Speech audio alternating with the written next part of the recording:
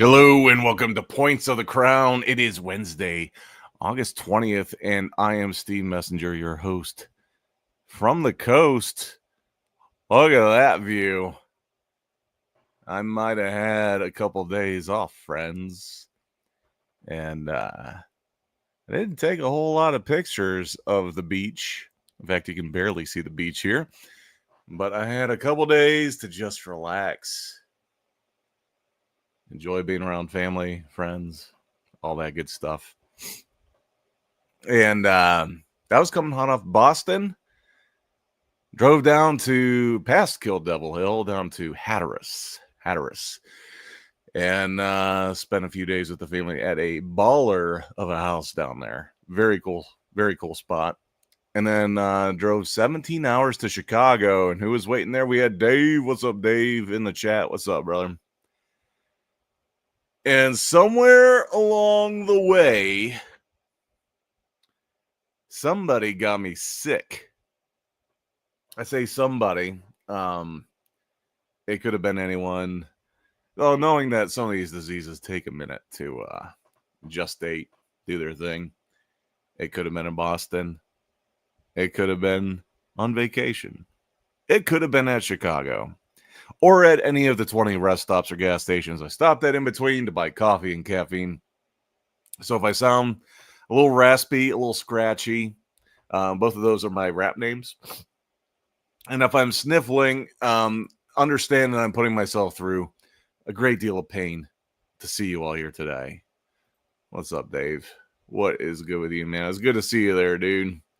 So yes, I spent a little bit of time down at the beach. I did get my toes in the water for a little bit. Got a tiny little bit of sun. I felt myself burning to a crisp, so I got the hell out of there. And all that to say, it was all worth it. And I'll tell you what, hopefully you guys took some time last week to catch up with none other than James Sketching the Beast. We'll bring him. And never mind, he's not in the back room anymore. I was going to bring him on, and they disappeared. Yeah, dude, it's good seeing him there, man. I saw a lot of familiar faces at Chicago. Dave was first to the booth. Good to see you there, brother. And we got some pictures up on. I don't have the most exciting Instagram, but I did put some pictures up. So let's see here. That's not going to be it, or is it? So yeah, Boston was a good time. This is Chicago. Dave swung by the booth a couple times, made sure everything was good. Appreciate you looking out, brother, especially at Chicago. Once it gets busy, it is damn near impossible to leave the booth. And let's see if we can get him on stage this time. Here comes James Sketching the Beast. Make some noise. What's up, brother? What's going on? Oh, can you hear me? I can. All right, wonderful. Sorry about that. Little technical difficulties. All good. I'm speaking of difficulties, I'm a bit sick. Oh no, you got con crud. Well, probably. I've been all over the U.S. in the last less than 2 weeks. Yeah. So it wasn't the con, it was one of the many rest stops and or gas stations. You name it. But dude, it came on hard yesterday? No, it's really this morning. Oh wow. I was starting to feel a little down yesterday, and then this morning I'm just kind of going about my business, and I'm like, why is there a little when I sniff in, and the next thing you know it's just yeah, that sucks, man. But you were at, I believe, Steel City the weekend that I was at Boston. How was Steel City? It was okay. I mean, we've had plenty of conversations about it, but it was okay. It was an okay show. I can't say I did awful. Wasn't bad enough for me to not return, but it wasn't good enough for me to you know, go to dinner. Oh, But not good. you know, the typical fast food or whatever, you know, McDonald's, French fries and cheeseburger. But yeah, it was all right. I had actually had more fun this time than I have had previously. I'll admit that. Well, I mean, I guess that counts for something. Yeah, yeah. I did the charity draw at the show. How was that? And that was fun. It was a lot of fun. It was my first time participating. My buddy Nate, he's been trying to get me to do it for quite a few years at this point. And like every show, he's like, you know, oh, you gotta do it, you gotta do it, you gotta do it. So funny story. I ran out of the only thing that was selling that weekend, and so I had to go print more. So I went to was it Office Max or whatever it's called? Damn. And what a disaster! What a disaster that was. First, their system wasn't working, so I couldn't order online. Yeah, I couldn't order online, so I had to run out there at the it was like towards the end of the day because it was dead. The show was dead. So I ran out there. I was like, hey, you know, I don't know, I can't order this or whatever's going on, but I'd like to get some prints made. And they're like, well, we're about to close, and they like spent a half hour trying to figure it out just to find out that their web ordering thing wasn't working at all. So then I had to do this special order and blah blah blah, and had to pick it up the next day. And then they couldn't print it borderless because the guy didn't know what the heck he was doing. Or actually, I apologize. It was a girl. Oh boy. Why the confusion, James? Clip this. James gets canceled. They did not identify whether they were a he or a she. So, yes. James, has been nice working with you, buddy. It's been wonders. Three people get to watch your career end right now. She was very nice about it. She didn't correct me. She you know, didn't make a big deal out of it. So I appreciate it. She was very helpful and nice. Anyways, because Dave says don't get canceled, James. Yeah, I'm gonna try not to, Dave. I'm trying not to. Listen, can I tell you just a quick story to alleviate some pressure off of you, James? Oh, sure, go for it. One of the moments that I will forever remember anytime that I feel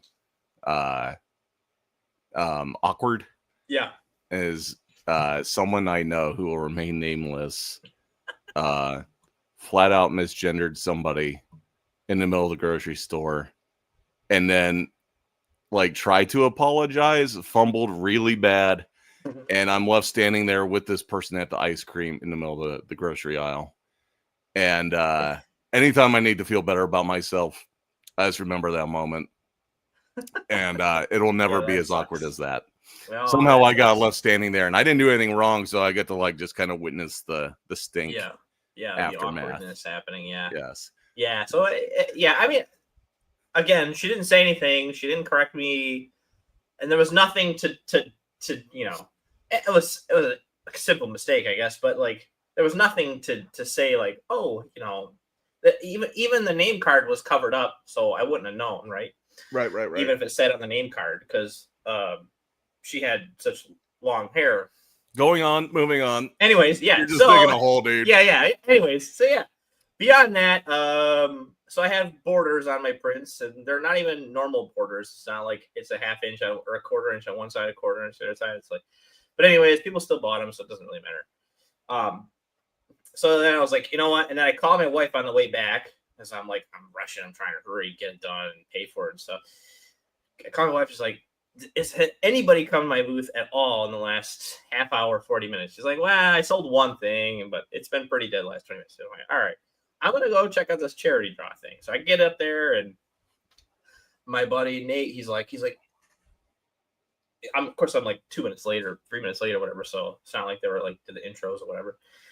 So I'm like, yeah, sure. So then he's like, oh, let's get him another spot and blah blah blah. So I got up on stage, had to introduce myself. Super awkward I because can't like imagine. I've never done this before, and I'm Yeah. like, and then they give me a microphone, and I'm like, I don't know what the heck to say. Like, Yeah, you've never had like, a microphone in front of you.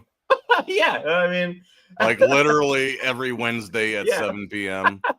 Yeah, I was like, What do you I was mean you like, don't know how to talk into a I was like, I microphone? don't know. Okay, I'm on. He's like, oh, what's your name, table, and social security number? And I'm like, well, it's So I was like, so I was kind of. But the most awkward part was I was sitting next to the invited guest, art guest, which made it very what's the word I'm looking for? Intimidating. Yes, intimidating. Thank you. Who was it? It was Kevin Kovacic. I think I'm murdering his last name, I think, but Just don't murder him.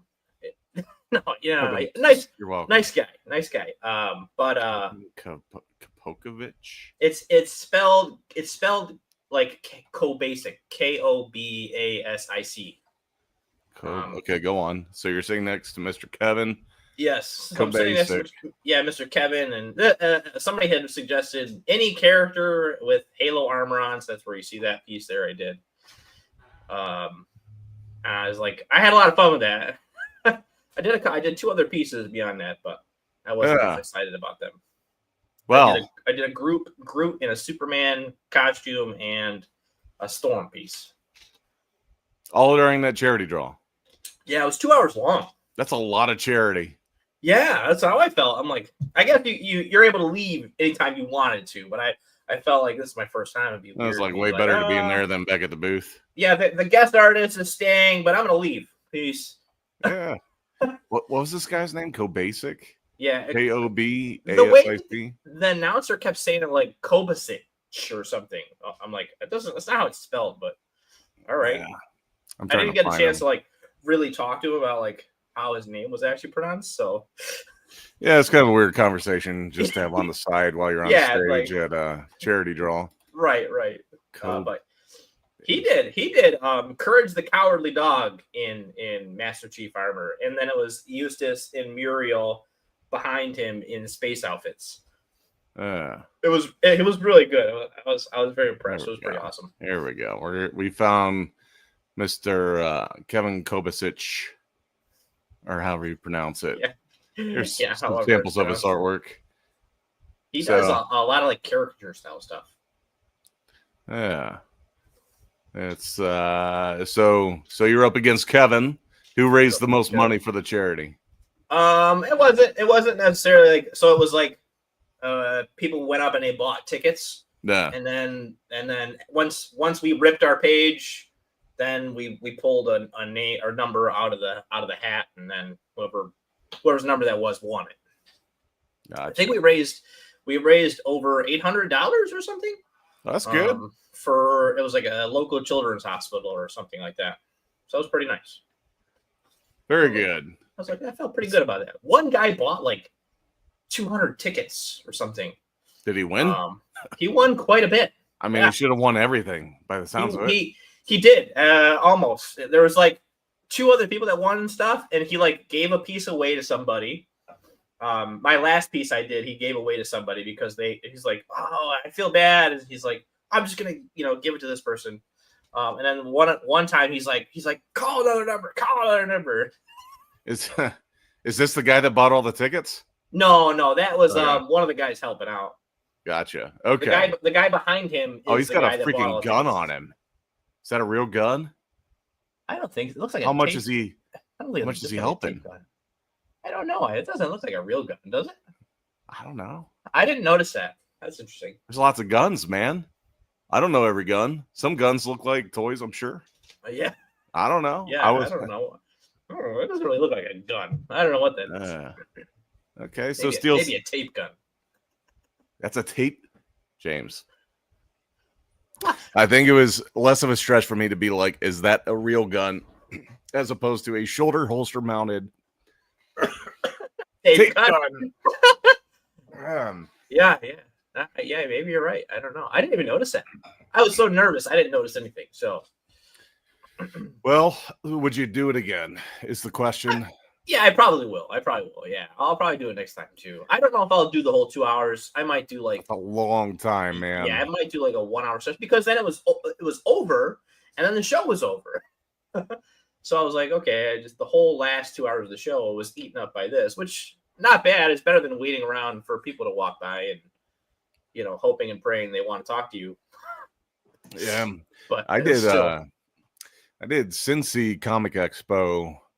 Used to do them, and the last couple of years they haven't because, at least as far as I'm aware, because the Sharonville Convention Center is too small. They don't have the rooms for it. Yeah, but it was half an hour. It was a good time. Oh. People in the audience would make recommendations. You had to draw it, much like you have here. Yeah. And then we had to answer questions while it was going on. I'm the opposite. I'm used to like leading meetings. I did it for the company I used to work for years. Mm-hmm. I ran a podcast. Like I'm used to like leading the conversation to a room of people that generally don't want to be there. So if they do want to be there, it's even better. Right. The problem is a lot of artists don't like to talk. Yeah. Or when they do talk, they talk like this. And they're like, yeah, my favorite movie to watch when I'm not drawing is probably the first Godzilla. And it's like, speak out a little bit louder, dude. Like, and then the microphone comes down to me, and I'm instantly way too loud. They have to dial the volume down. Yeah. So I don't know. I think they're fun. Yeah. Quick story. There was a little girl that really wanted. They had Chrissy Zollo there. You know Chrissy Zollo? I'm not familiar. No. Chrissy Zollo does like cutesy kind of Disney style versions of everything. And here we go. Oh, yes. Okay. So you've definitely seen her stuff. Yep. So real cutesy, but she does like everything for like Marvel, DC, you name it. Well, this little girl raises her little hand. This girl's like maybe 6 years old, and I want to see Stitch as an angel. And I kind of joking, it's like, I'm gonna draw that. And obviously Chrissy was gonna take it. Chrissy freaking I keep looking over my shoulder like to see what she's working. I'm like, holy hell, like this quality in like less than half an hour. Yeah. And I'm like, I'll be damned if this little girl doesn't win. Because even though you suggest it, doesn't mean you're going to win. You still get the raffle ticket. Right. And like this little girl has to win this. Of course, at the end, Chrissy shows it and they put it on the big screen. And you could just see this little girl's like, her soul is melting. Like, this is what I wanted. Yeah. This is exactly what I wanted. Yeah. And they pull the raffle ticket and they read it off. And I'm like, if there is a God, her number will get called. Yeah. And then if it doesn't get called, that could just be God's way of saying, this is what the rest of your life looks like. Disappointment. One disappointment over and over and over. You wanted something. You wanted it so bad. Guess what? Not today. Well, guess what? They call out the number, and this tall, gangly individual in the back stands up. A one. Yeah. A one. Uh-huh. And I'm like, oh. And a series of things go through my head, like, should I say something? I don't have the microphone. Should I steal the microphone and be like, yo, dude, hook up the girl? But then I'm like, if I say it, then it's not him doing it. He's put on the spot. But then should I be like, So I get all these things going through my head. And next thing you know, I didn't do anything.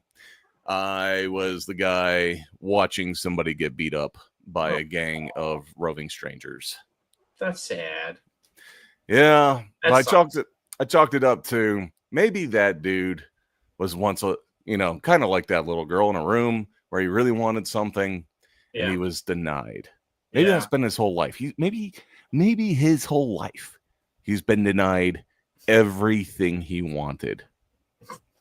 And by golly, today he didn't know. Yeah. He didn't know that he wanted Stitch as an angel. Yeah. He didn't know it, but once he saw it, by golly, he said, if there is a God in heaven, I'm going to get struck dead for this. If there is a God in heaven, I want this Stitch dressed up as an angel, and the heavens opened up and said, "Today's your day." Yeah. But a good and just God can't say yes to everybody. Yeah, it's true. It's true. There's only so many to go around. So many stitches as angels. There's only so many stitches to go around. That sounds like a rap lyric. Yeah, it's tough. I feel like I wish if I was in that situation, I would have said to the little girl, like, I'm no Chrissy, but if you would like a piece of stitch drawn by an angel, I'm not by drawing my booth that tomorrow. I'm not drawing that. Yeah. Dude, she wants Chrissy's rendition. Look at this. This is amazing. Pick any of them. Pick any of them. I'm just gonna close my eyes and look. Click. Cool. Look at this. Yeah, that's clean as hell too. That's crazy. Okay, that's an actual cover. That's not like a sketch cover. That's a okay. That's a 1 in 20. I had to look for a second, but it's amazing.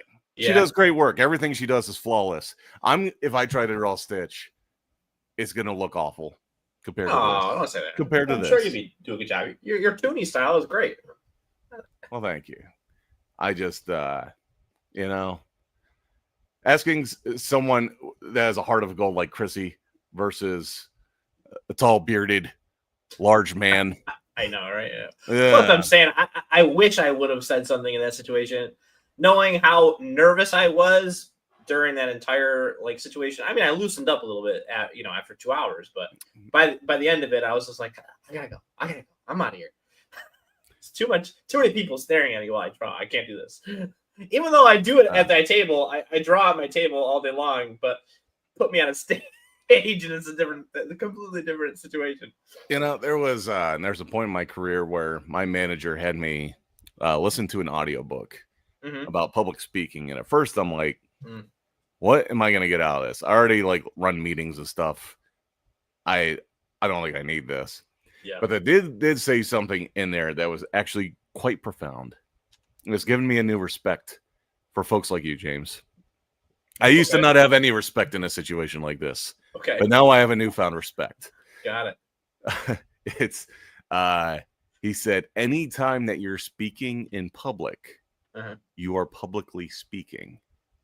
And it is the number one fear across all of America.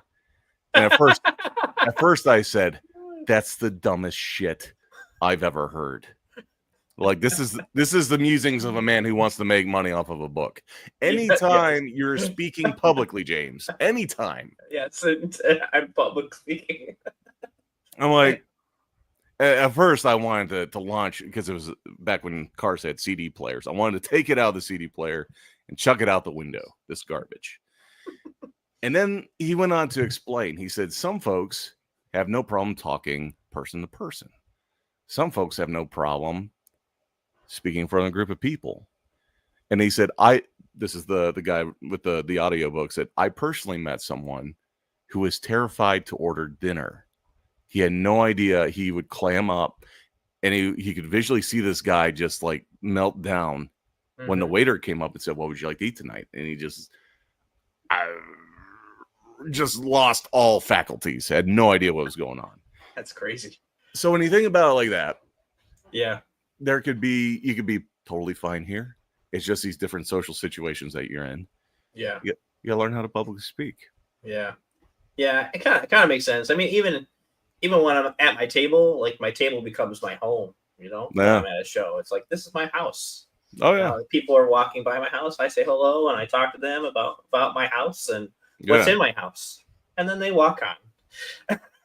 But any other time I gotta do something, like talking to somebody, a celebrity I've never met, I still have a hard time with that. I talk. Yeah, like I said, being on the stage it was scary. It was scary for me. Something I'll probably get over with practice, I hope. But yeah, you just gotta leave your wife at the booth a couple more times and right. Yeah. Listen, this is for my benefit. I'm getting over my fears. Yes. Sell my artwork. Yeah, originally she wasn't gonna let me go. She was like, She's like, come on, I gotta watch your booth the whole time. I'm like, I watched your booth the entire show last time. You weren't even here. Oh boy, here we go. Marital strife at the con. She was like, fine, you can go. Well, friends in the chat that are jumping in, feel free to hit that like button while we're hanging out. We're just having a nice little chat. I don't know that I'm going to be able to go full 2 hours tonight, just because I don't know if you guys can hear it. I'm a little under the weather, but if you could hit that like button, it would make me feel a little better. And then The more likes we also, get, the better Steve will feel. yeah, it's not a mental condition at all. And then also, if you can leave a comment, if you've attended any of these sketch duels and maybe something cool that you saw while you were there. They've just sketching a bunch of things. Said I would have had her draw another one. I thought about leaning over to Chrissy and being like, but the thing is, like, as soon as I say it, it's no longer that person acting on their own behalf. It is now, that's true. Steve said to do a thing, Yeah, and I don't know. I fumbled that one pretty hard. So yeah, that's all right. the good Lord will have to work on that little girl's life. And then met many celebrities and had the best experience with one of them. I met twice. Who was that? I don't think I met any celebrities twice. Oh, wow, really? I mean, I feel like it would take me at least 2 times to like say anything meaningful to a celebrity. Only because every time I go to meet a celebrity, at least like an A-lister type celebrity, I'm obviously there's like 1,000 people behind me, and I've even though obviously I've been waiting in line like everybody else has, I feel bad for everybody else behind me is waiting in line. So I'm like, I get my thing signed, I say hello, and I say, oh, I really liked you, and so, and then but yeah, it's most celebrity interactions that you're paying for, you don't really have time to talk anyways. It's like by the time you get up there and they're signing their thing, you've got maybe 20 seconds and right, and they're like, their handler is obviously there, like, oh, what do you want signed? Oh, taking the money, and then by the time you get there, they're like, oh, hello, sign. Okay, have a good one. Yeah. So I mean, some of them are nice, and they like try to engage with you a little bit, but like I told you when I met Matthew, dude was eating his breakfast. I was first in line, and then I felt bad because like, A, he hasn't eaten breakfast. B, there's 100 people waiting to meet him. The signings start at 7. Breakfast starts at not 7. That's his fault. I know. Fuck him. It was 10 o'clock in the morning. Fuck Matthew. Fuck Matthew Lillard's breakfast. Not him. His breakfast. Well, I was looking at it. I'm like, buddy, it's 10:30 in the morning. That's your breakfast? That's what the heck time did you go to bed? I apologize for swearing, folks. That is I have strong opinions about timeliness. Yeah, Steve's very mad about when breakfast is supposed to be. Oh, I do get not breakfast. I don't really eat breakfast, but lunch. Yeah. Coincidentally, is around 10:30. 10:30 is your lunchtime? What's wrong with you? What's wrong with you? I'm just eating breakfast at 10. If you go to lunch when everyone else does, you spend half your lunch break waiting in line, right? So if you go early, you eat early. I'd rather wait, I think. I'm more of a later lunch guy. Like 3 o'clock. Yeah, I also wake up super early. Patricia Velasquez from the Mummy. Met multiple times. Nice. Very cool. Met her again. Gave her the Beskar Damascus. Nice. Very cool. Nice. Gave her the Damascus. Gave her the old Beskar. Oh yeah. She remembered me from last time. Even waved at me a few times. Nice. Very cool. That's awesome. That's very awesome. Cool. Yeah, I don't know. I met a handful of different folks like at the booth. I've only paid to see a few celebrities. Yeah. It was probably the most I did. I guess this would be a tie. I met most of the voice cast of Invader Zim out in Iowa. Right. That was good. And then it was the voice actors for the original Turtles. They were all at a show. Yeah, nice. Yeah, I'm gonna be seeing them in October. Yeah, October. Nice. Yeah, that'll be cool. Yeah, I got I had an original. I had all 4 of them on there, right? So I actually get them all to sign it. They were super cool. And the gal that plays April on the cartoon, she's like, "What? You don't want me on there?" And I'm like, I didn't draw you on there. Sorry. I don't know. I probably told this story already, but the one time I got the whole X-Men cast to sign, and like, of course Jubilee was there, but I had no room to fit Jubilee on this piece. Mm-hmm. And I like awkwardly walked up to him and like, I know you're not on this, but can you sign it? Oh man, that's a faux pas. Yeah, she wasn't super excited about it either. I could tell. And I was like, I can't imagine why. Yeah, I am so sorry. And And I was like, yeah. I was apologetic. I just was like, but I mean, she said, it was a great piece. She's like, that's really cool. Man. And I explained. I said, yeah, I didn't have any room to put your character, and I'm so sorry. It would have ruined the composition. Your lifetime of struggle and achievement to become a renowned voice actor, and I didn't have room for you. There are 12 other people on this page that I did have room for. I did also say that I loved her in the big comfy couch, okay? Because I was a big comfy couch watcher kid. Didn't quite love her enough to put her on the page. I didn't plan for her to be there or not be there. I didn't know she was coming. That's awkward. Yes, I'm gonna put that right up to my friend that had the awkward grocery store scenario. I'm just gonna catalog that one in there too. Ben says, "What's lunch? Bring snacks in during load-in." Absolutely, dude. I don't even eat load-in days. We eat. If we're in the car, we have breakfast, and then the rest of the day, if I guess depending on what time load is, yeah, don't bother. I've developed a 6-word statement that sums up most of the trials and difficulties that I've experienced in my life, James. You want to know what the 6 words are? What are the 6 words? These are 6 words for success. I could write a book much like that dude wrote a book on these 6 words. You could. I'm not doing this shit hungry. Nice. That was it's a good one. Dude, there are so many times where I've been tasked with doing something awful or that's arduous or whatever it may be, and I'm like, you know what? Not doing this shit hungry. That's funny. We need can somebody meme that for us so we can make that the headliner for this episode? There was this is an awful story, but I'm just gonna give you all the skinny on the behind the scenes with Steve. So back when I worked for a major company and COVID was hitting, we, like most other businesses, had to either lay off or furlough around 30% of our workforce. And it's not exactly like they handed out everybody on the list. They just handed you the list of names that you were responsible for laying off or furloughing. And it could be very well possible that at the end of the day, you were on someone else's list. You might be on somebody else's list. Exactly. Oh God. Yeah. So because I was regional, I was tasked with being at multiple locations to assist in the bad news. Yeah. Don't shoot the messenger, as I'm living up to the last name there.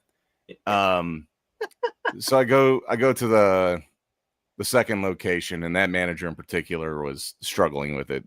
He didn't really.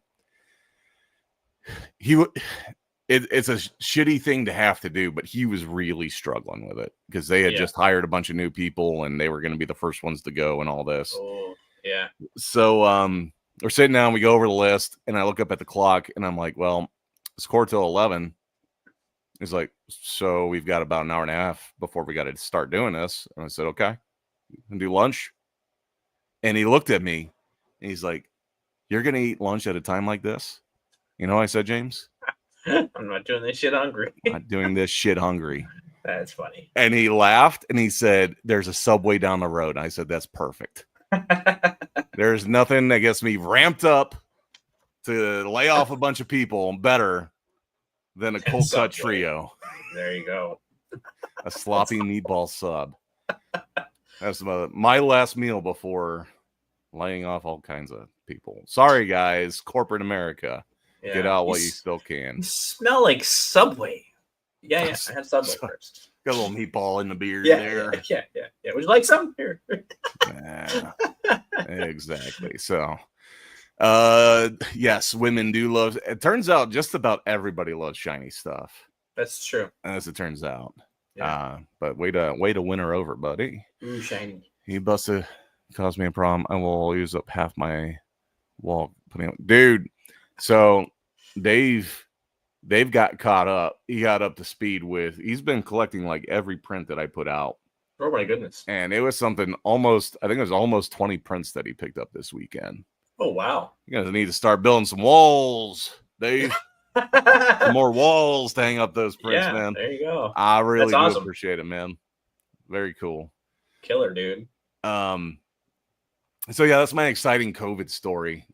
Which, Nice. speaking of which, they keep saying that there's all these random horrible diseases coming out. So if you're just tuning in, I probably picked it up at Chicago. This is probably where it happened right here. Yeah. This is the scene of the crime. I was Makes probably sense. standing right by Tom and Jerry. Someone probably sneezed in my face and I didn't realize it. And now I'm just sniffling. Yeah. And yeah. But and now really Walmart's recalling radiated shrimp. There's radiation in our shrimp, apparently. I don't even know what to say about that. Yeah. Well, I think the obvious, if the shrimp are radiated, then surely there's some sort of monstrous lizard that's about to rise from the ocean. Well, apparently, apparently they used a cargo holder to ship the shrimp that had previously been used to ship radioactive material. Oh, radioactive. Radioactive material that you could make bombs out of. Nuclear bombs. Yeah. So they're like, anybody that's been exposed to whatever this radiation chemical is, if you eat this shrimp, it could cause devastating effects. Basically, you could turn yourself into a bomb. Cool. Dude, this should be the start of the next Godzilla movie. There's just this mundane, like somebody's getting ready for like a little evening cocktail party, right? And they go over eat a shrimp and they're putting the shrimp out, and there's people, oh, I love shrimp cocktail sauce. It's great. Oh yeah, they're having that conversation. What else do you eat cocktail sauce with? Nothing. It's just shrimp. They're doing that whole thing. Mm-hmm. And then someone says, oh yeah, I think they just had a recall, and they're looking it up. And as they're looking it up, you see out of the ocean, they're like in a yacht. You see the spinies on the back of Godzilla come up. And they're like, oh, radiated shrimp. Wouldn't that be crazy if they like grew to be super huge? Slamming down on the yacht. People are dying. And then the last thing you see from this shot is a bunch of shrimp rise up to the top. And it's a metaphor. Oh, okay. It's a metaphor. I'm not going to explain it here. Okay. Smart. Everyone in my listening audience should be smart enough to understand the metaphor. You got it. Radiated shrimp. Okay. I think that is an A+ start to a movie. Yes. A+. Perfect. Yep. Perfect. Oh man. Start the GoFundMe now. Or the Kickstarter or whatever. Dude, if I put that up as like a mock-up trailer, guarantee I wouldn't walk away with nothing. Somebody would want to fund it. Yeah. I might only get like $30. Somebody would want to fund it. Yeah, $50 later. You get an advanced copy. Speaking of Dave, here's Dave. Hey, Dave, there he is. Hey, so there's people talking about these VIP passes. Yeah. We'll talk about that in a quick second. Here's a Mr. Dave, Freeze you were attending, not selling there? So I don't know. What the rules are at Chicago as far as like if you can deal weapons and stuff. Weapons. Oh, yeah. I don't know if that'd be a certain amount of dulled stuff. I did draw Tom and Jerry for somebody. Of course, the way that this picture got cropped, you only get Tom. Yeah, it looks great. A little Spawn, a little Supergirl. I did a bunch of drawing this weekend. I've just gotten to the point where I don't like to actively just talk to people like the whole day. Where it's like, hey, buddy, hey, I like your shirt. Hey, that's a funny shirt. It's like everybody's go-to thing. I think if I was wearing any kind of superhero shirt, by the time I would get to me, I'd be sick of hearing about my Iron Man shirt, Yeah, so probably. I don't know. You know what? I wear my Spider-Man 2099 shirt, and I love hearing that people like my shirt. I love it. It's my favorite thing. They want to sell you stuff. They don't like your shirt. No. They want to sell you stuff. It's the icebreaker. No, man. I go everywhere I go with it. I really like the shirt, man. Thank you very much. Thank you. Are you at a convention? No. Okay. It's not been at a convention. I mean, obviously, I'm sure people are trying to sell me stuff every time they said that. Yeah, I was going to say, are you walking through like the mall? Yeah. And it's the lady in the middle selling like face lotions? No. She's like, yeah, I love your Spider-Man shirt. Have you considered a salve? some red, Yeah. some red lotion. You can turn Yeah. into Spider-Man if you want. See, Dave's on board. Dave's on board. Get that. Yeah. Get Look at that Dave. movie going. Dave will be your first kicker. You know, I hadn't considered doing. Actually, I did. Maybe this is the universe telling me I need to do this idea. I just had the idea today. There's some random video that came up, and it was chinchillas. You remember chinchillas? Yeah. I think everybody had a friend back in the day that, like, one family that had chinchillas. Remember them? They still exist, Steve. Yeah, I don't come in contact with chinchillas on a regular basis. You know, I don't really come to the show that often. But like, you're not allowed to like hold the chinchillas because their legs are fragile or whatever. Yeah, whatever that shit is. I'm like, chinchilla. What does chinchilla sound? That sounds like something else. What if it was Chinzilla? And it's a kaiju chinchilla. It's the most adorable, city destroying. And there was, oh, don't touch it, you'll break its legs. And fragile legs. I flash back to Timmy Turner's comic book of Mega. What was it? Mega Chin? What the hell's his name? I have no idea. There was a superhero. He had a chin that was like this long. He got bitten by a radioactive squirrel on the chin as a radio talk host, and he turned into the Mega Chin, or what the heck they called him. It was ridiculous. Comic characters. So when you say that, I'm thinking like him, but like, giant. Yeah. That's not at all what I'm talking about, James. I'm talking about a chinchilla. Just because I'm saying chin. Chinzilla. Yeah. Are you making fun of the guy's chin, James? Are you making fun of the guy's chin? Yeah, it was part of the joke. It was comical. Chris, welcome to the show. You have walked into the shit show. Going on, Chris? You have, man. Yes. We're back from a hiatus and we're having fun. So. Yeah, I don't know if I'm gonna make it the whole show. I don't know about anybody else that was at Chicago, but I'm a bit sniffly. I'm trying not to sniff directly into the microphone either. It's the worst kind of. I've not been hearing the sniffling, so you're all right. Okay. That must be the proper distance away to. So, the VIP pass. I want to talk about this real quick. Let's hear it. There's. I won't say who. Somebody posted a video. It was a convention attendee. That made a video that they were very angry about how minuscule they were made to feel by all the people wearing VIP passes. They said, you'll be standing in line to meet a celebrity. And they had the regular queue line that kind of like zigzags back and forth. Then they had the VIP line that bypasses all that, right? Mm-hmm. And they said they weren't moderating the VIP line at all. If you were in the VIP line, you superseded everybody else. Oh, wow. He said, so there were times where you're just standing in line and you're watching the VIP line just constantly fill up. And you're like, every time somebody comes in, that's another 6 minutes. You got to wait. Yeah. Not to mention the line that you're already waiting in. Right. And they said, I forget how much a VIP pass costs. He didn't say it in the video, but he said the amount you're supposed to feel special as an attendee. Mm-hmm. The amount that you're made to feel minuscule, like a basic plebe attending the royal fair. Yeah. They were pretty upset about that. What do you think about that, James? I don't know. I mean, yeah, I think definitely they should have been moderating the lines. But I mean, if that was his biggest complaint was, well, the VIPs were superseding me in line the entire time, I don't know. Because to me, the VIP is just, it's like the fast pass at Disney, right? Like, you're going to be waiting in line unless you get the fast pass, right? Or whatever it's called at Disney. $425. Holy shite! You know what? If you're paying $425, straight to the front of the line, buddy. Yeah.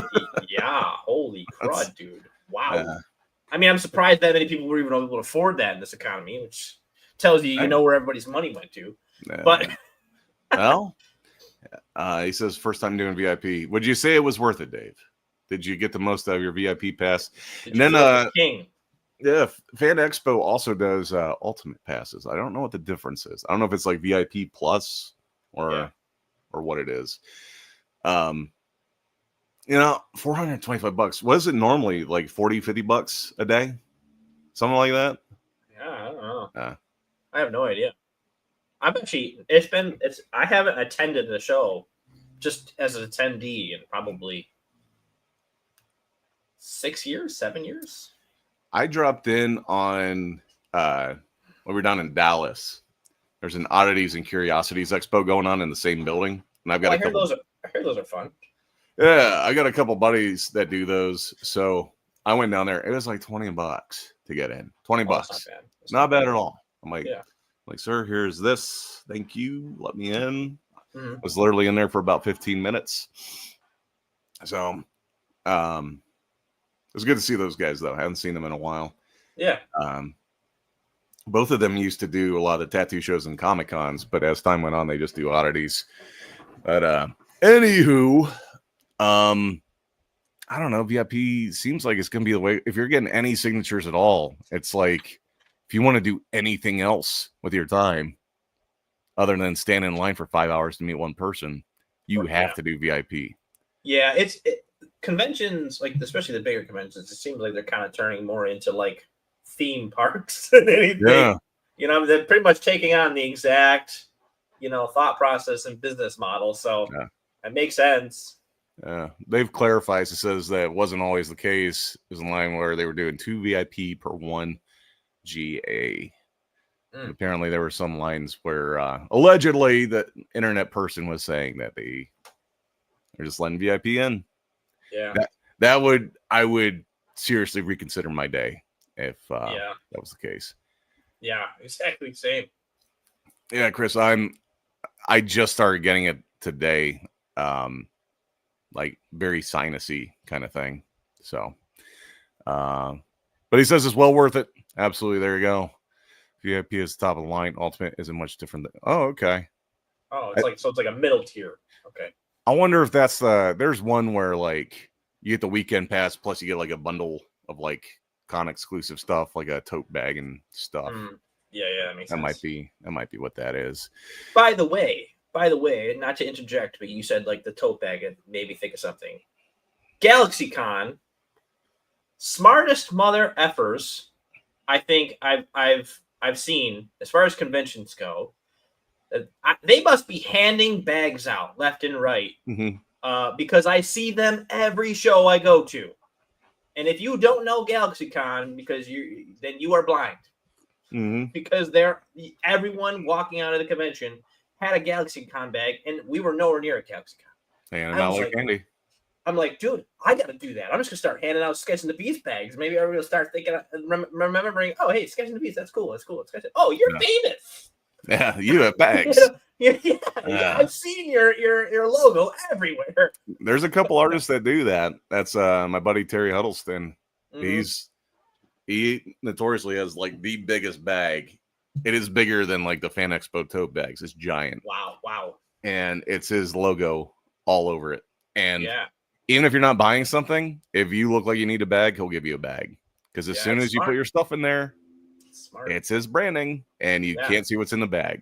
Yeah, I would literally just go to every comic vendor and be like, here's like 50 bags. Yeah. Feel free to give them to everybody. Yeah, hand them out. It's better than a business card. Yeah, at the end of the show, so that they don't have to buy bags for the next show. So the next show they go to, they're handing out Sketch and the Beast bags. That's super smart. I've never thought about that until I seen it at more than one show this year, and I'm like, holy crud.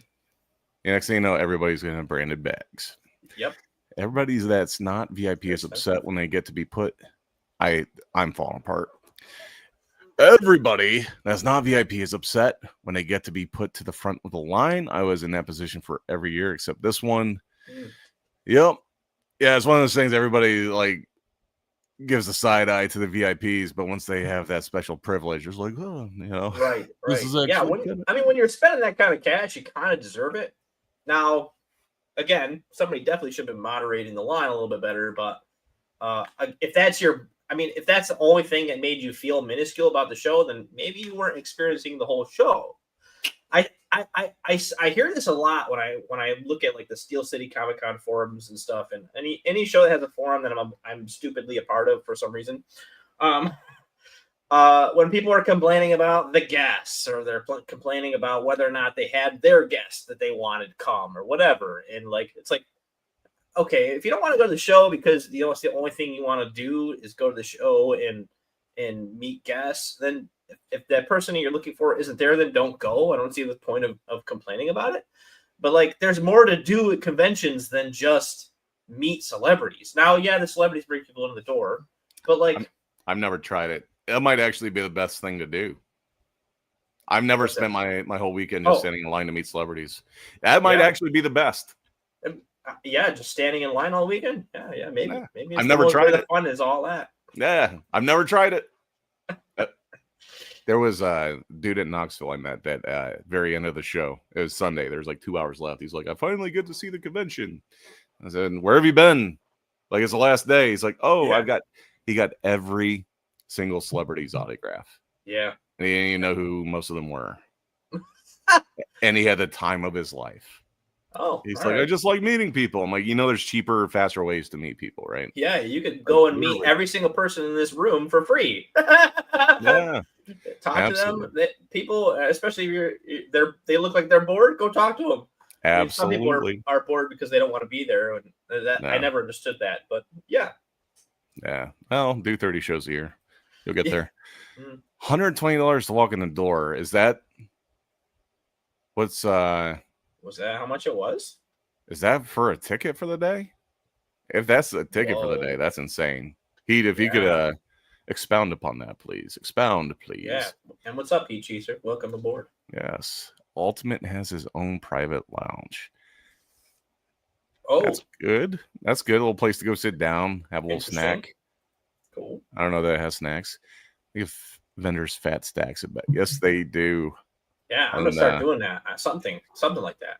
The problem is, from my experience, the GalaxyCon bags aren't quite big enough for what I need them for. Yeah. I don't want to say what I use them for. Trash bags. Trash bags. Oh. Sorry, GalaxyCon. I tried to use your bags. I tried giving them to people. Oftentimes, I have to use them. I shouldn't be saying this on the internet. I mean, I don't think they'll just won't give you bags. You'll be fine. Yeah. I don't know. Steve guy who's talking about how he just uses it for garbage. Talking smack about trash. General admission Disneyland is $119. Oh, okay. I'm picking up what you're putting down. Gotcha. I feel like, though, like, not only do you get to go, like, get on rides and have the whole experience of Disney, you also get to meet all the celebrities for free. They're literally walking around. You get to meet Mickey, Pluto, yes. Aladdin, all the princesses. They says that's all I do is meet celebrities. I hardly walk the floor, mainly bought from you and the people next to you. There's no shame in that. I mean, if that's what you want to do, that's what you want to do. I just the people that complain online about they're not going to go because the celebrity's not there. Like, I mean, then don't go or go to meet somebody new or talk to somebody. There's lots of things to see and do. I mean, I give things away at my booth. People come by and like, they talk to me for 5 minutes. I'm like, you want a sticker? There's a sticker. I've got a wild question for you, James, and the audience. All right, so we brought up Disney, and one of the things to do at Disney that doesn't cost money, unless possibly legal ramifications, but sometimes people will take ashes of their loved ones to spread at Disney. That's weird. Like, notoriously, the Haunted Mansion, people will take ashes to the Haunted Mansion to spread them, right? At least that's what the internet has told me. How many times do you think people have brought ashes of their loved ones to Comic-Con to spread? Maybe that's how I'm sick. I have a literal curse. Oh my God! Yeah, you have you've inhaled ashes of some dead guy. I would hope never. That's my answer to that one. Let's see. I think there's some confusion about what the 120 was for. I think 120 is actually how much it costs for a day at Disney, but I also think 120, as Dave is saying, is about what it is for 3 days at a Comic-Con. So 3 days at a Comic-Con or 1 day at Disney, your choice. 3 days at a Comic-Con or 1 day. I don't know. Which Comic-Con? Disney, hands down. I get to go to all the Comic Cons I want. That's true. Yeah, I go to Comic Cons all the time. So yeah, I'd pick Disney. Disney for a day. Yeah, I didn't want to go to Disney. Already planning to go to San Diego Comic Con next year. So yeah. Just as an attendee, not as a. I'm not ready to apply and do all that nonsense of flying and stuff, but I would like to go to San Diego Comic Con. I was thinking about checking out New York City Comic Con since it's coming up, but I think it might be kind of busy that weekend. But I'm definitely applying for New York City next year. Have fun. I drove through New York. So to get from Boston down to the beach, I had to drive through New York. Oh, and really? Just having to drive through there, I'm like, oof, this should not exist. Like, it was awful. I don't know who decided, you know what? There's this little tiny island on the little edge of New York. Let's make this our whole entire center of the whole state, where everybody's gonna do everything in this little tiny area where no one can fit. Doesn't make sense. I'll tell you what, though, it does have a life of its own when you drive through there. Like when you drive through Ohio, it's like fields, a couple cities that are kind of lame, fields. New York City had a whole different vibe. Yeah. Every other block was different. Well, I was on the highway, but even just driving through the highway, it's like going under these tunnels and everything. It's crazy. Yeah. Simon, on the topic of spreading ashes at the con, says that's just unsanitary. Try going to the men's room. They need to spray something in there, man. 120 to 160 days. 100. I'm falling apart. 120, $160 per day at Disney. Says Ben. Wow. Whatever Ben tells me, I trust. He is almost always right. Yeah. And if he's not right about something, it's inconsequential. And it was only one time, and it was because somehow Ben gets dates for things that aren't even posted anywhere else. And he was got two of the dates confused, and it was totally fine either way. Like it was inconsequential. Ben is the source of all knowledge. Okay. Dave says cons for me.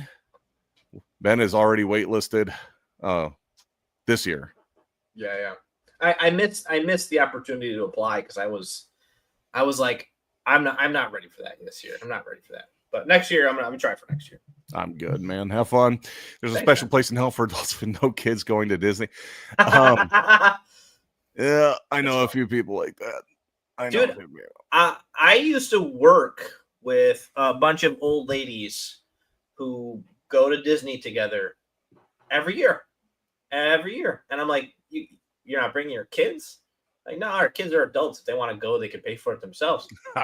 I'm like, it's so weird. It seems like, I guess Disney does a good job making it feel like it's for adults and kids, but yeah, it's crazy. I have some friends that went. They did adults only once down there, and they all have kids, but they all got like sitters for them. And they said, if you go to the right attractions without kids, it's definitely worth the time. Oh yeah.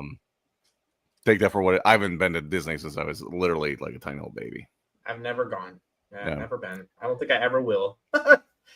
Well, it's up to you, James. You can go to New York City for 3 days, or you can go to Disney for 1. Your choice. Isn't New York City a 4-day show? Well, our hypothetical is only 3. So Chris says, "Hey Ben, thanks for y'all distracting the security guard. I don't know what you guys did, but good work. It'd be cool to get a group of us going to San Diego. Good luck. I'm not going." He's like, "No, thank you." So here's a fun part. I'm gonna quit. Sometimes I tell little lies at my booth, and it's more or less just to like keep the conversation easy.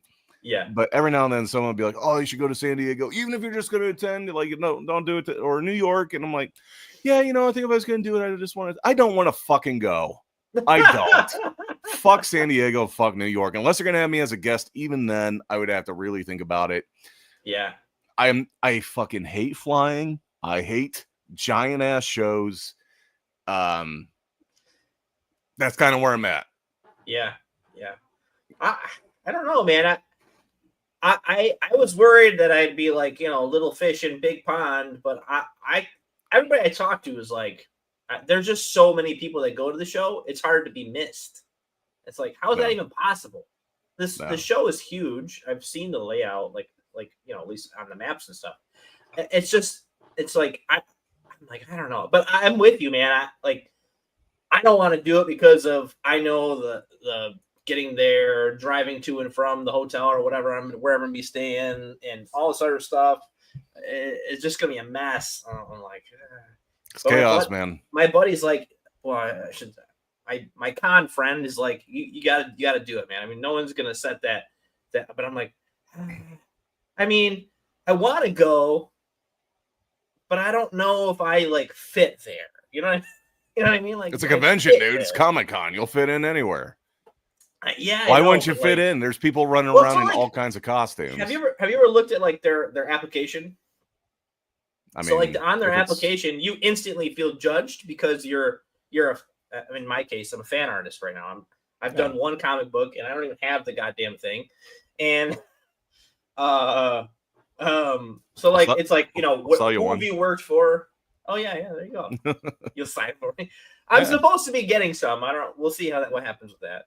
But so like on there, it's like, who have you worked for? Have you worked for any studios? And you're instantly like, oh, maybe I don't belong here. I'm like, I don't know how these other people get in. But just lie. Say you work for. Say you're the president of one of them. I think some of these guys do lie. They're like, I did Marvel Upper Deck sketch cards, and that seems to be like an in, even if you didn't do them.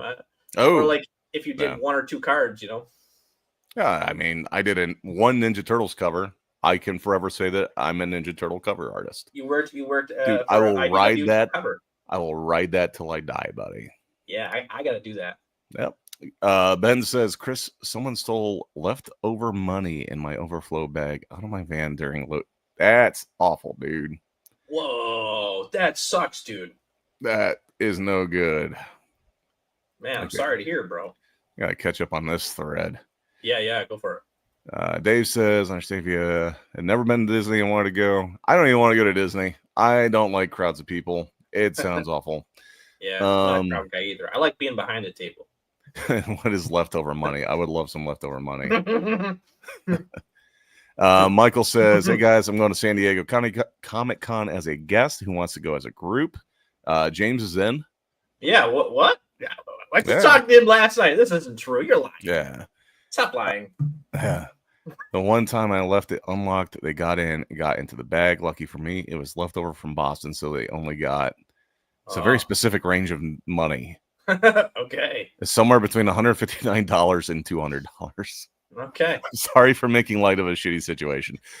Yeah. But to be on the dot, that was either somewhere between $159, very specific number, and $200. Yeah. What's going on there? Trust no one. He's a very budgeted individual is what happened there. Let's see. Well, I will go and be just like Gimli. There you go. Like Gimli, as in we can toss you. The physics of that, I don't understand the Gimli getting thrown in, was it Lord of the Rings? Was it the Towers one or whatever? The second movie? Yeah. I don't think I saw that one. Is I want you to throw me. And he like grabs him and throws him quite a ways. A ways. Yeah. I don't know how much Gimli's supposed to weigh, but yeah, they're supposed to be dense little dudes, like 100%, like 80% muscle.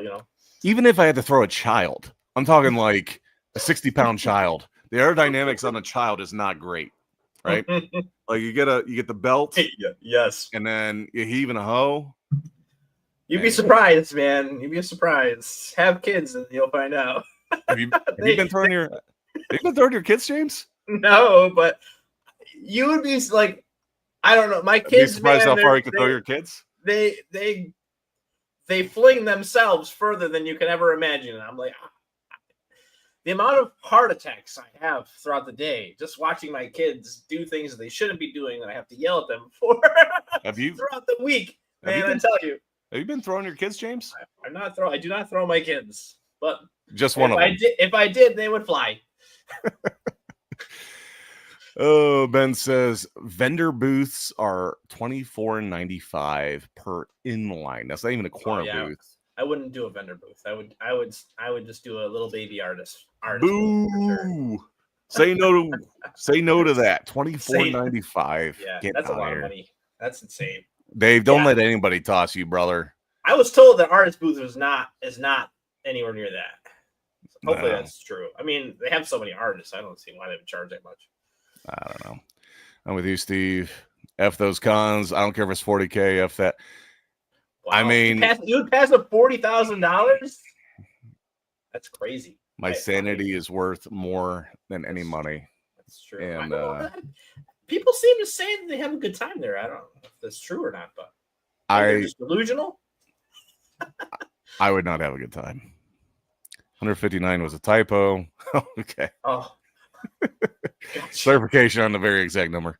Yeah, I just received a smoke signal this morning. Pretty sure. Oh, okay. So Michael saw a house fire and assumed it was his invite to San Diego. Got it. Okay. There's a car fire on the turnpike, and Mike's like, "It's my sign." All right, man. Rock on. Let's go. I imagine tossing Gimli would be tossing like Danny DeVito. Didn't he also go flying in Batman when he was in Batman? Wasn't there like a scene where he like went like awkwardly flying across something? It's been so long since I see that movie. But I'm sure, but there's something to be said about the human psyche that we see someone of shorter stature and think, surely that person could fly about 100 feet with a simple toss. I think if you have a couple Guinnesses and anything is possible. Yeah. Oh my goodness. Well, guys, thanks for the entertaining chat. We're gonna hit. Let's. Do you want to do a ethical conversation? Ethical? Sure. Right. What's the other option? We end the show early. Oh no. Oh, okay. We've got two heavier topics. So we have the ethical conversation, and then we have the con etiquette conversation, which I think is boring. Or we end the show early. Well, we're on a roll. Why would we end now? Yeah. Well, I mean, let's do the ethical questions. All right. What does the chat say?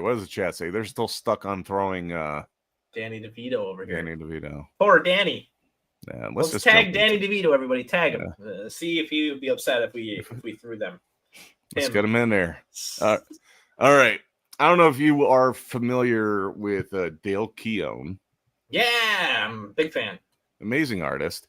He has been trying to get an omnibus put together of a bunch of his Pit comics from back in like the early 2000s. I don't know if it's late 90s, but that time era. Or I believe he was at Image. He was trying to get all those books put together into an omnibus. Mm-hmm. Project kind of fell apart. Came back, and one of the covers that they are showing is a Michael Turner cover from back in the day. Mm-hmm. The controversy is that when Turner originally did this cover, it wasn't a cover; it was a trading card. Oh. And apparently, from what little deduction I have done, Keown had traded artwork of some sort. He had traded, like, I'll do something for you, you do something for me, cover work or whatever. Yeah. And Michael Turner had done this trading card. Well, in honor of Michael Turner and also his artwork and kicking off the project, they're taking his trading card art. I don't know if they're updating it or not, but they're making it the cover of one of the that you can pick from. Okay. And the controversy is, why are you using a Deadfellow's artwork to promote your book? Like, his family isn't going to get anything for that. Like, would he even approve of this being done? That sort of thing. Yeah. That's an interesting question.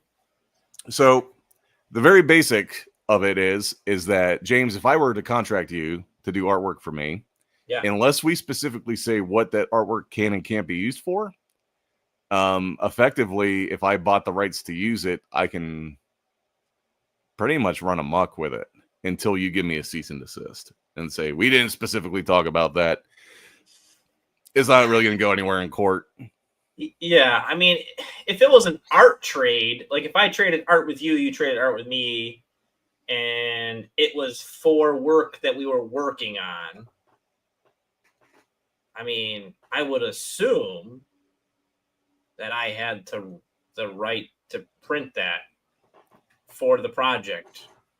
Yeah. And any other future things like trading. Like if he had drawn a cover, I would use it as a freaking trading card. Yeah. So yeah, I don't know. I'm kind of on the Dale Keown side of this. Yeah, I mean, Yeah. I guess we don't know the 100% of the story. Yeah, we don't know the whole story, right? But if what was said is true, then I'm with Dale on this. Yeah. Let's make this more personal. Let's say that I pay you to do a cover for me today. Yeah. Or let's just keep it 1-to-1. Pay you to do a trading card, right? Sure.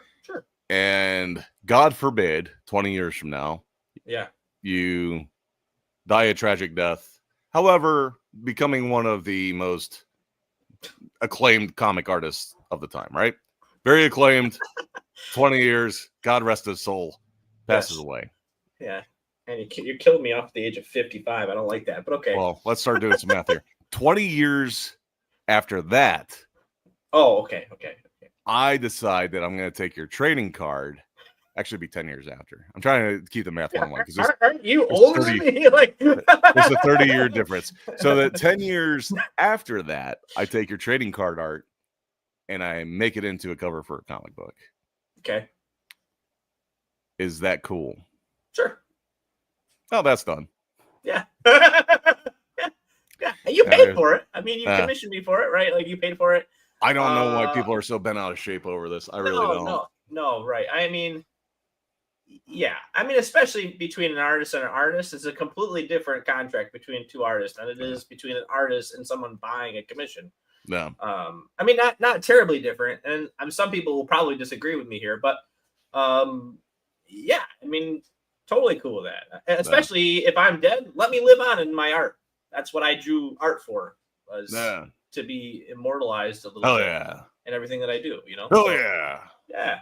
Hell yeah. See, now it's different. See, a lot of people don't understand like the rights and copyright and all that stuff. So, like, if I commissioned you to draw me a picture. Like you just drew something and you're like, cool, here you go. I can have that and I can own it, but you retain all the rights. Yeah. So I think there's some people that are just confused as to what people's rights are. Yeah. I mean, surprisingly, you would also be interested to know, since you do a lot of tattoo shows, you know, just because if a tattoo artist comes up with a design, they draw the design and then they tattoo it on you, they still own that copyright for that design. So you can't like cut your skin off and then make copies of it and sell it, because we've never tried. We've never tried. To be fair. Yeah. So yeah, you guys can sound off in the chat what you think. Michael's asking, how would your ghost feel about that, James? My ghost would be awesome about it. Yeah. Like, good luck, Steve. Go for it, buddy. Yeah, just don't haunt me, dude. Yeah, you're fine. Yeah. We have a moment of truth from Chris here. Says James with an ellipses, a dramatic pause. I'm going to do my best to read this in a dramatic. Okay.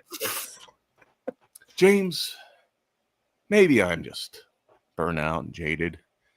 Currently hate the shows, hate the people, hate the venues, and hate the showrunners. So take what I say with a grain of salt. I just need a weekend off. Take that weekend, brother. Take that weekend. And he did make sure to follow up with nothing. It's just how do you do that? How do you do a blank message? It must be a space. Something. Yeah, it's easy to get jaded. It's easy to get jaded when you're doing so many shows back. But Chris, were you the one that said you were doing like 40 shows a year or something like that? I would imagine being worn out after that many shows. Definitely. I mean, there's only 52 weekends in a year, so I have a hard time with the 1-2 I do a month. And I get like a month here or there off. So yeah. Yep. I feel you. Yeah. Oh, space. Well, the dramatic pause was at the end, man. Okay. Okay. Dramatic pause after you say something. It says 43 yeah. shows. Okay. Yeah, so I do remember that right. Okay. That was close. Where's Ed Gain when you need skin removed from bodies? Where is Ed Gain? Where is he? Get him in here. Call him up. I guess, yeah. I don't have any tattoos, so I'm not getting any skin removed. I'm good. Well, Fred, listen, I'm drinking. Yeah, I don't blame you, buddy. May the truth come out of you. I don't blame you one bit. With the truth serum. I don't know. I feel better when I'm doing shows back to back. It's when I get a break is when you get a taste of what it's like to not be busy frantically getting stuff ready. And yeah, I'm 50. I don't know. I'm kind of weird, I guess. I need like a several month off hiatus from shows. I mean, I don't think I will. I keep saying I'm going to. I don't think I will, but I just can't catch up because I spend so much time making sure I have new stuff for every show that people would be interested in getting new things and following trends when I can, and working on the projects I'm working on, the Kickstarter and stuff, and fulfilling those things. Like, I don't know at what point it takes me an entire year to catch back up with the projects I want to work on. Yeah. Well, you have a full-time day job too. Yeah, right. I mean, it'd be totally different. It'd be totally different if I could figure out how to bridge that gap where, I could work less hours at my day job and more hours at my art job. But until then, it's tough. No. It's tough. Dave, appreciate you hanging out as always, brother. We'll see you next time. Yeah, man. And thanks for hanging out last week too, bro. Appreciate it. Ben says, I want to know how Ray Santana does 110 plus shows per year. I know a bunch are one-day shows, but man, he might be doing twice a day too, depending on the venue. I think Metallica was doing that for a while. They're doing like 2 concerts in one day just to like jam those stadiums as much as they can. Yeah. But still, I mean, 110, that's a lot. That was my biggest concern back in the band when I was doing all the screamy vocals was like, they want us to do a show every weekend and a couple times a weekend. I don't know I use the proper screaming technique for vocals, but I don't know that I could do that, bro. Oh, I guess Ben is talking about a convention vendor, Ray Santana. I was thinking of Carlos Santana. Oh, never mind. We won't hold it against you. We won't hold it against you, Steve. We know you're not good well. Dude, I am just trying to read some of these chats. Yeah. I mean, it's a good problem to have that we got a lot of chatters today. Yeah, I'm stumbling over words. I'm falling apart, James. Falling apart at the seams. I feel you, man. You gotta hang in there. You gotta hang in there for our chat. Yeah, absolutely. So yeah, I don't know. I think so. I'll tell you a quick story. I was at Lexington Comic Con. Yeah. And I had a morning where I got in early and I'm walking around, and I see a vendor has a booth that has a buddy of mine's artwork hanging up in his booth. So there's probably 20 prints up on the wall. They're all different artists, and one of them is very clearly one of my friends. It's a very distinct style. So I take a picture of it and I send it to him, and he starts flipping out like, "Whose is that? Whose booth is that?" And he's like, "Oh, is that so and so?" He named the vendor, and I said, "Yeah." And he said, ... space dramatic pause. He said he had contracted me to do a comic book cover. I didn't realize he was going to be making prints of it. Oh. So I don't know how much overlap they have, but they both do conventions and they're both going to have the same print. Oh, that's annoying. Yeah. I don't think it's the end of the world. Yeah. It's not like they're both doing tons of shows, but that's one of those things. A lot of what we do in a circuit is done on a handshake. Yeah. So it's like if you or your potential ghost would be upset and I'm going to take your trading card art and turn it into a cover. You got to get shit in writing, man. Yeah. I've learned that. I have learned that. No. Learned that. Not from many projects that you've been on, right? No, of course not. No, not one bit. No. Well, glad to hear you didn't have to learn that the hard way. No, definitely didn't learn that the hard way. Yeah, that's God, I have stories, but it's one of those things. There's some people that get on here on the internet, mm-hmm. and they tell personal stories left and right, and they talk about their family and everything else, and friends and what they've got going on. And I just can't bring myself to completely divulge, like, all kinds of stories, you know? Yeah. But all I gotta say is get stuff in writing, friends. Just get it in writing. Speaking of this, I gotta reach out soon to a few of you about an idea for drawings for the kick. Dude, your Kickstarter is gonna be great, Ben. He's working on the con deodorant. Oh my goodness. I don't want to give it away. That's Ben's can to crack open. And that is gonna be fantastic. Yeah, dude. Whatever you need help with, buddy. I'm around. Definitely. All right. We're gonna do. I'm falling apart. We're gonna do the last question of the day. Okay, let's go.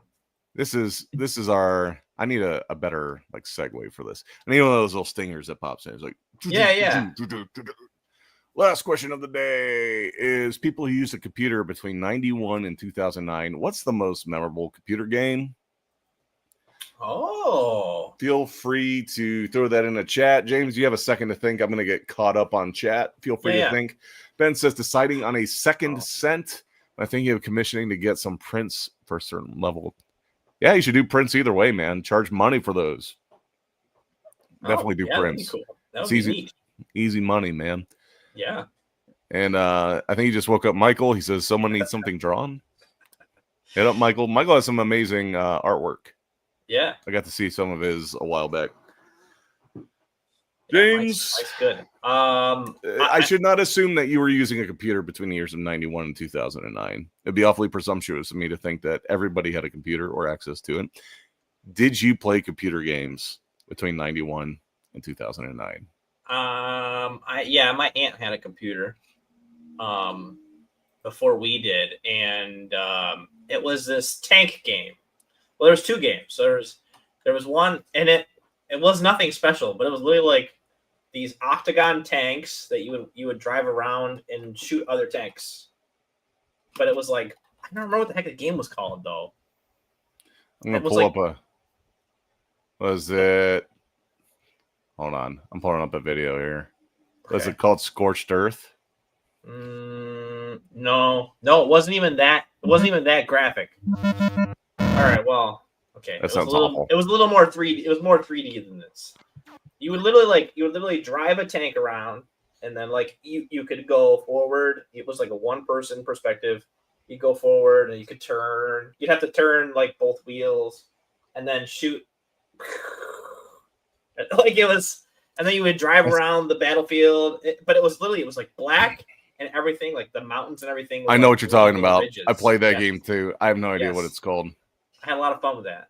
That was a good one. Yeah, that was a good one. And then there was another game that I played.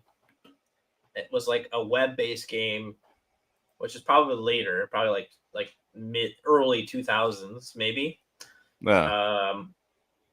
It was a Gundam game, but it was like the little chibi Gundams, and then like it was tactical. So it was like I can't remember what that one was called, and like really, I barely remember the game mechanic. It was so long ago. Yeah, I think I remember seeing that back in the day. That was fun. It was hard. It was hard as hell. It was fun. Chris had an idea for a copper tone parody. Yeah, that would be really good with the was it the little dog pulling them the girl's trunks or whatever, something like that. I could be completely wrong. That's how I get canceled. I love Star Wars X-Wing Flight Simulator. We had TIE Fighter. It had 5 floppy disks to get started. It was absolutely pushing the limits of our computer back in the day. Wing Commander next to the X-Wing series. Very nice. Nice, nice. StarCraft. Dude, I tried playing StarCraft. I got completely annihilated the first time I played it. They were doing the... my buddy was the Zergs? Nice. Was that what they are? The Zergs? Maybe. And they would send all... There's a way you could spam little dog guys. Little dog aliens. It was awful. This is the game that came to mind. I freaking love this game. We got this. It's called Crusader No Regret. And let's make sure the volume's not blaring. This is like... Look at Boba Fett. Do we get the opening cinematic? Maybe not. There's a cinematic that would normally play at the beginning where his ship shows up, he kicks open the cockpit, and he just starts blasting everybody. It was amazing. Nice. But this is, he took control of a robot. This game was pure fun. It's like 12 different weapons you could get, most of them would disintegrate people. Yeah. Look at this guy. Everything explodes. Special devices. Jankiest controls. Battletech. Look at that. Brilliant. Anyways, that game, freaking loved it. Our computer, poor computer, could barely keep up with it. That was Battletech. Nice. Battletech? Sounds familiar. Was it called? Was the thing I'm thinking of called Vector Tank? I don't know. Everybody's calling it Vector Tank. Battle Zone. Battle Zone. That's the game I was talking about. Well, then we can find it. Oh, I guess it was. I guess it was like on Atari before it was. There we go. On the internet. Yep, that's it. That game was the shiz. I remember this one. I didn't have it, but I think it was on my aunt's computer back in the day. Yeah. Yeah. Yep. That was a fun one. Look at him go. He's hiding behind a pyramid. Yeah, controlling this thing was ridiculous. Yeah, this hurts to watch. It does. But man, kids, I had hours of fun playing that game. Oh, yeah. Yeah, Scorched Earth was the shit. That was, did you play that one? That was the first Thank game. I don't think so. That was this one. Oh, yeah. No, I never played that one. Like a good neighbor. Oh, of course. This part of my video brought to you by someone else's advertisement. AT&T business support? Oh, my God. It doesn't matter. Get it out of here. Stop sharing. Anyways, guys, it's been real fun. I am falling apart. James, do you have anything you want to plug? Anything that you got coming up? Coming up. No, nothing coming up right now. Just a lot of projects I'm working on. I have a collaboration we'll be unveiling, I think, soon. That I did with a bunch of other artists. No. Can't say too much about what it is yet. And then I started my Patreon. If any of you are interested in joining the sticker club, there you go. I'll be doing stickers every month. And yeah, it's kind of pretty much it, man. Right now I'm just prepping for. Well, actually, I will be getting these bad boys. Let me show you a couple. These bad boys ready to ship. Nice. They look good. Yep. So did you get those post tariff craziness? Yes, but I actually found a cheaper place to print them. So nice. I used them. Gotcha. I got over 1,000 cards. Whew. Yeah. I was just curious if you had to get made in China printed on all of them. Holy no box of cards. Yeah. Nicely done. Thank you. Yeah, I found a cheaper vendor for cards, and they're still nice.